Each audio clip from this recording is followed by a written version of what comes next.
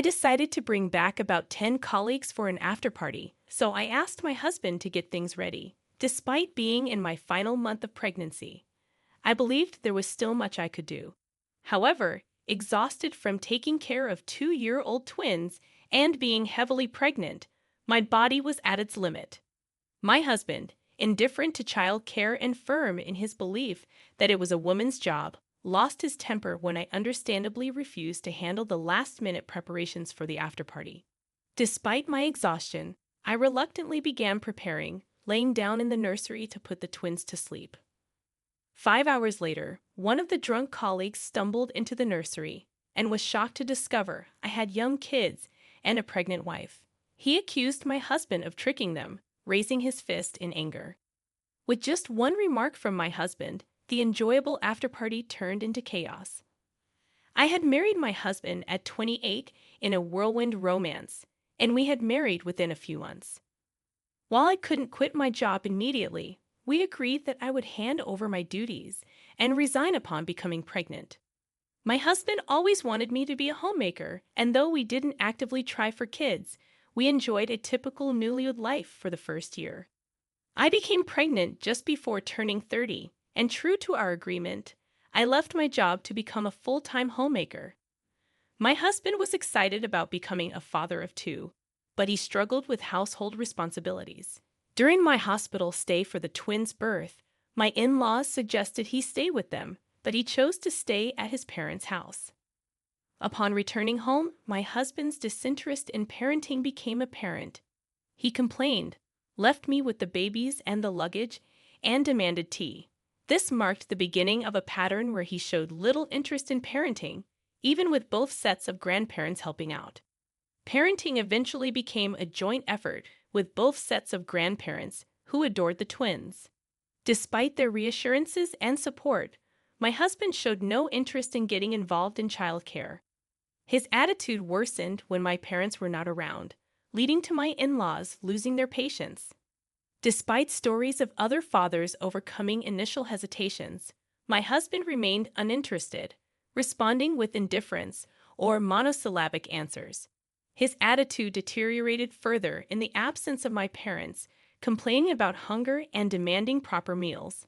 While I breastfed the twins, my husband criticized the use of ready meals, insisting on a home-cooked meal as a homemaker's duty. Despite my assurance that I didn't rely on ready meals all the time, he seemed dissatisfied even with just one item being store-bought.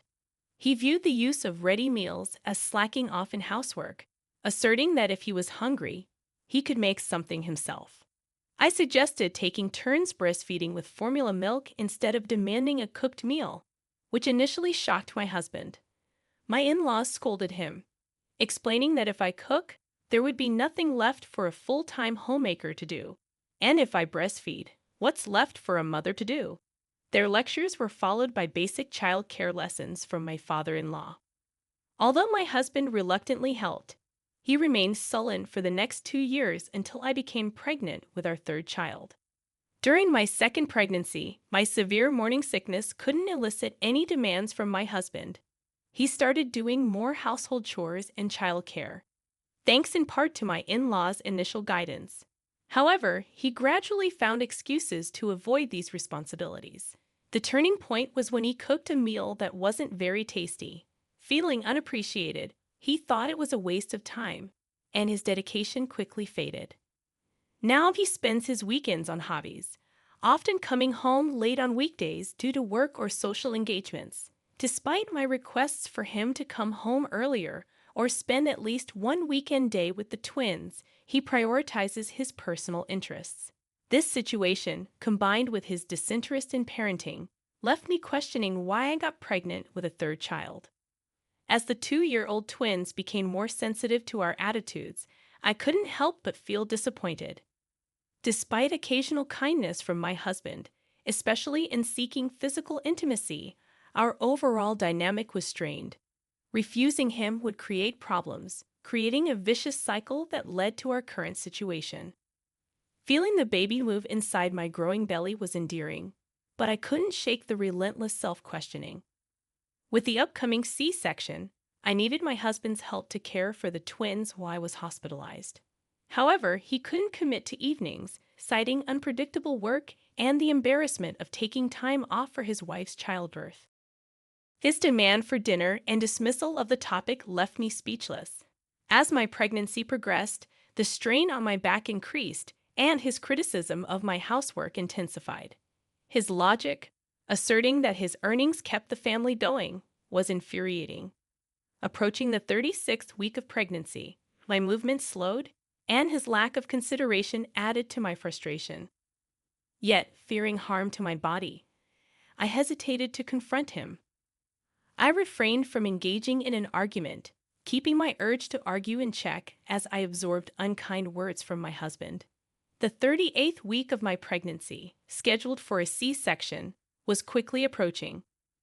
My husband questioned the need for a C-section this time since it was just one baby, suggesting that natural childbirth might be more fulfilling. However, he failed to understand the risks involved and dismissed the idea of early hospitalization and a longer stay. His misconception that I was choosing a C-section to avoid housework left me bewildered. Despite patient explanations of the risks to both mother and baby, he refused to listen, deeming the topic irrelevant to him.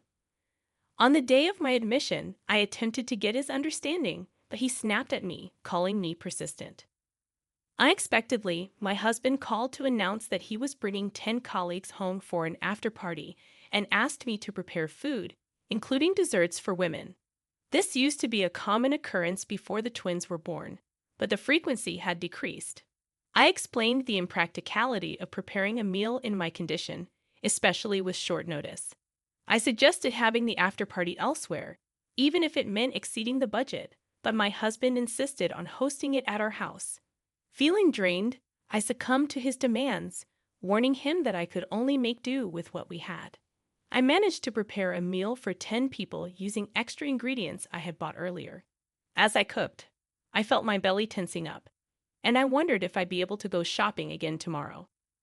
My husband instructed me to hide in the room with the twins and stay quiet once everything was ready. While putting the twins to bed, the pain in my belly became more intense. Worried, I tried to hold back a cry and stayed hidden. The pain escalated, and just then, a colleague drunkenly opened the door, mistaking the room for the bathroom. In the room were the sleeping twins and me, a pregnant woman barely holding back a groan of pain. I brushed off the colleague's intrusion, asking him to enjoy himself without worrying about us.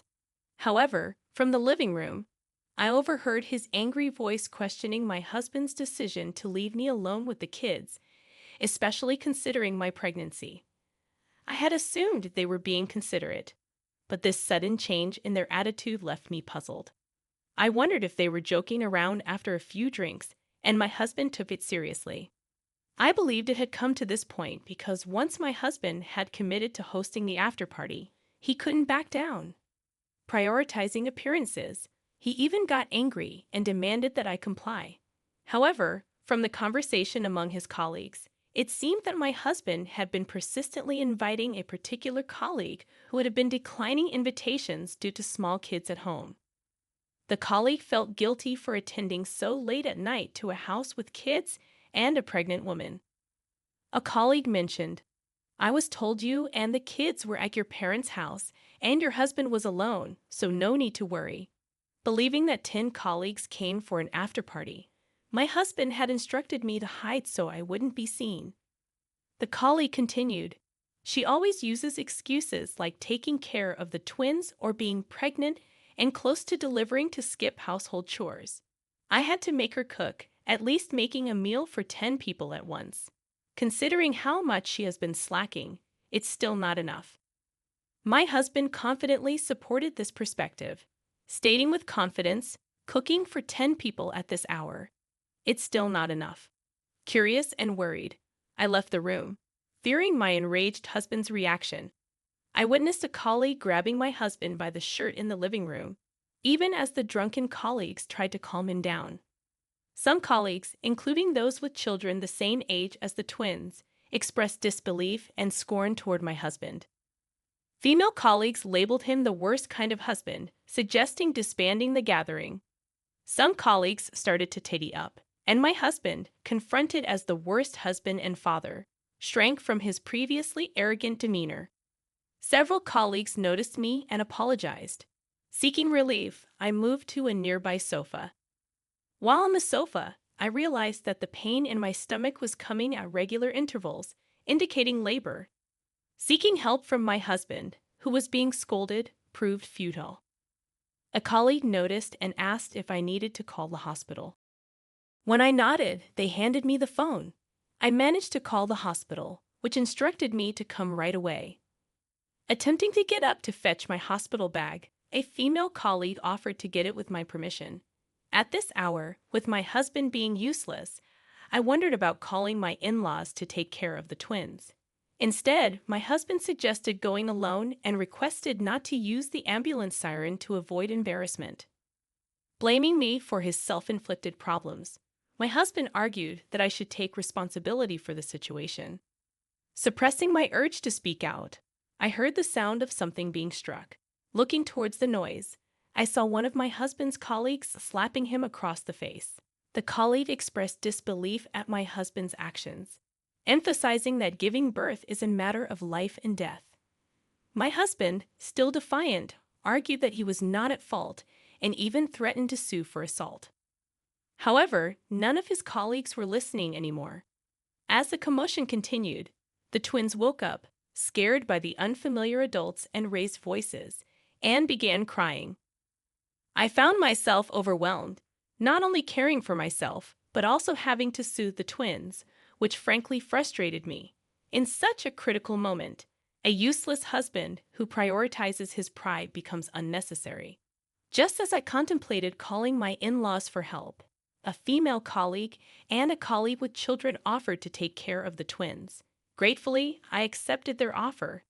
The woman mentioned her experience caring for nieces and nephews, while the man shared that his kids were about the same age as the twins. I informed them about the abundance of toys in the twins' room, no allergies to worry about for meals, and the freedom to use any available food. Additionally, I mentioned that my mother-in-law was expected in the morning, but I would contact her to come earlier. Some colleagues who had gone through childbirth suggested taking a taxi to the hospital, but it was taking too long. A colleague mentioned having a nearby subordinate who wasn't at the gathering, and he rushed over after being called. Ignoring my husband's insistence on his righteousness, the colleague's subordinate drove me to the hospital. The female colleague who accompanied me volunteered to stay until my in-laws or parents arrived. Expressing gratitude, she even contacted my parents and in-laws on my behalf. Despite having work the next day, she insisted it was fine and stayed with me until my in-laws arrived. My parents, living out of state, arrived the next morning, relieved to hear that both mother and child were safe. However, the real turmoil began once everything settled down. My in-laws and parents, upon learning that the woman who called them was my husband's colleague, suspected infidelity. They rushed to the hospital, and hearing the full story, realized the situation was more serious than an affair. Assuming my husband was at home taking care of the twins, my in-laws felt somewhat relieved. However, the reality was that colleagues were looking after the twins, and I had been forced to cook for 10 people while nearing childbirth. My in-laws apologized to me and my parents for my husband's misbehavior, suggesting it would be better if my parents were here. They left to deal with my husband. Upon arriving home, my in-laws found a scene that was apparently appalling. Most of my husband's colleagues had gone home, leaving only the 2 who had offered to look after the twins. They were busy caring for the twins and cleaning up after the gathering. My husband was sulking in a corner, drinking beer from a can. His father gave him a solid hit, and my mother-in-law thanked the remaining colleagues for their assistance. Later, my in-laws thanked the remaining 10 colleagues to express their gratitude and apology. When it was just my husband, his parents, and the twins, my mother-in-law took the twins out for a walk to shield them from their father getting scolded. Upon returning home, my husband's cheek was even more swollen, indicating a solid hit from his father. Despite the stern lecture, My husband insisted that what he did wasn't wrong. Upon my return home with our third child, my husband showed no change of heart in front of his parents, seemingly complying with their instructions. However, as soon as his parents left, he reverted to his old self. With 2-year-old twins and a newborn baby, I couldn't free up my hands, yet he continued ordering me around. He started blaming me for being an inadequate wife, claiming that was the reason his father hit him. Fed up, I decided to divorce him and informed my in-laws and parents about it. My parents supported the decision, and my in-laws, disappointed in their son, expressed no opposition, apologizing for the trouble he caused. Despite this, my husband strongly opposed the divorce, consulting his colleagues at work for advice, but they were surprised by his behavior. I hadn't sought a divorce earlier, and my decision was supported by my in-laws. Essentially, my husband found himself isolated by his colleagues, and rumors began circulating at his workplace about an incident during a home party he hosted. The source remained unclear, but on the following workday, a few, including my husband, were absent or arrived late. Furthermore, my in-laws visited the company to apologize to the colleagues present during the event, adding to the mystery. The speculation within the office intensified when news of my safe delivery reached the 10 colleagues who attended the party. Curious employees started speculating that perhaps my delivery played a role in my husband's alleged misstep. While not entirely accurate, the rumor spread, leading to my husband being looked down upon not just by colleagues but also subordinates. Eventually, his work shortcomings became conspicuous, and feeling uncomfortable, he chose to leave the job voluntarily. Only after quitting his job and returning to his parents' house did my husband seem to grasp the gravity of his actions. Initially agreeing to the divorce in a fit of anger, he later pleaded with me, almost in tears, to reconsider, emphasizing that our home was his sanctuary. By then, however, I had already let go of that house, returning to my parents' home, where I am now raising our children with their support. I have no time to spare for a man I've already given up on.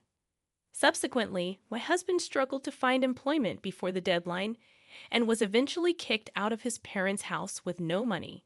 Forced into a corner and facing child support and alimony payments, he resorted to borrowing money from precarious sources, leading him into a life hounded by debt collectors. Presently, he holds a challenging job under shady lenders, earning barely enough each day, with most of it immediately taken away for debt repayment. Despite being back at my parents' house, I maintained contact with my ex-husband's colleagues and his parents. The twins expressed a desire to reconnect with the big sister and big brother who played with them, prompting me to reach out. Surprisingly, aside from my husband, his colleagues turned out to be sensible and understanding individuals. I attribute my current happiness to these 10 people, and I've even formed strong connections with some of them on a family-to-family basis, where we share our parenting challenges. My in-laws have been incredibly supportive, and the twins adore them.